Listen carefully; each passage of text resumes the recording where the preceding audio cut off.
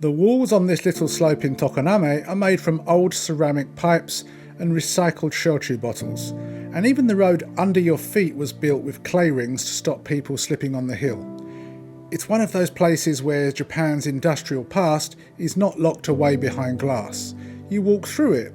You pass old kilns, brick chimneys, workshops, cats on tiled roofs, and walls that look as if the town simply reused whatever the potters had left over. This is the Chita Peninsula, just south of Nagoya, and it's one of the easiest places in Aichi to underestimate. Most visitors know the airport at Centrair.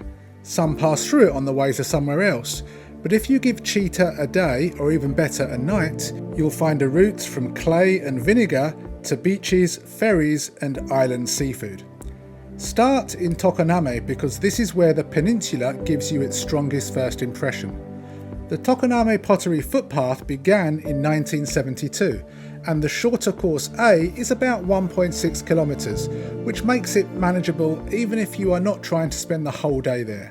The best known stretch is Dokanzaka, the pipe-lined slope, but the real pleasure is how ordinary the route feels. You're not walking through a recreated historic area, you're walking through a town that made pipes, tiles, jars and teapots for centuries, and still carries that texture in its streets.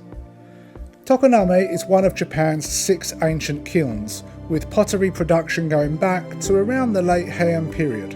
That sounds like the kind of fact you hear once and forget, until you stand beside Noborigama, also called Toe Kiln. This climbing kiln operated from 1887 to 1974, with 8 firing chambers and 10 chimneys.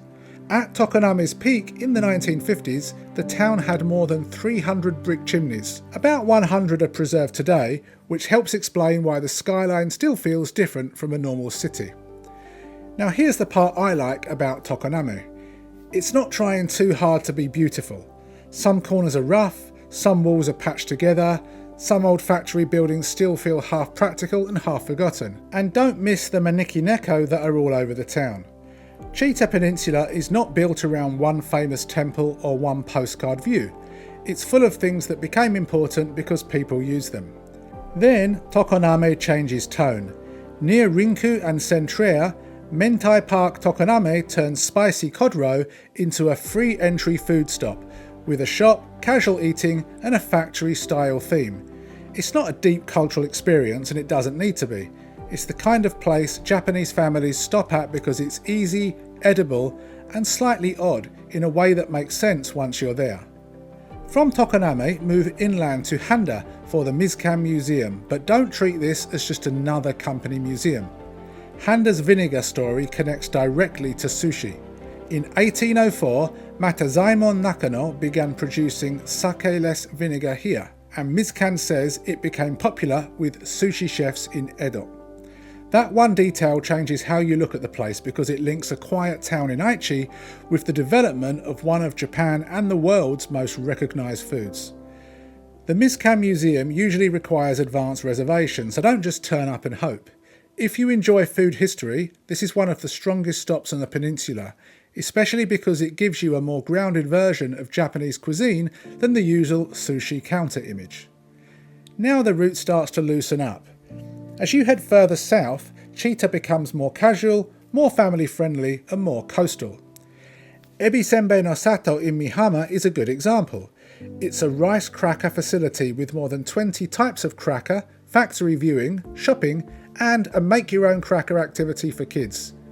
It's not a serious place. You go in, smell toasted seafood crackers, try samples, buy a bag and somehow leave with more than you planned. If you are travelling with kids, Minamichita Beachland and Toy Kingdom is the easiest family stop to understand. The combined ticket is listed at 2,200 yen for adults and 1,100 yen for children aged 2 and over, with parking listed at 1,000 yen. For a slower stop, continue to Utsumi Beach and Minamichita Onsen area. Utsumi is one of the peninsula's main beach areas, while the onsen village stretches around Utsumi, Yamami and Toyohama. This is where Chita stops feeling like a sequence of attractions and starts to feel like a short coastal break. The point is not to rush through, tick off the beach and leave. The better version is lunch, sea air, a bath, and enough time to let the day soften a bit. But the best ending is farther south, around Cape Morozaki and the ferry ports. This is the very tip of the peninsula, where Ise Bay and Mikawa Bay feel closer together and the land finally runs out. Around Hazu Cape there is a short walking path of about 800 metres, and nearby Morozaki Port is the jump-off point for Himakajima and Shinojima. Now ask yourself this, if you've already come this far, do you really want to turn around just before the islands? Himakajima is about 10 minutes from Morozaki by high-speed boat, and it's strongly associated with octopus and fugu, with pufferfish season usually listed from October to March. Shinojima has its own seafood culture too, and it also has a connection with Ise Jingu through sacred timber reused at local shrines. These are small islands, but they give the peninsula a proper final step.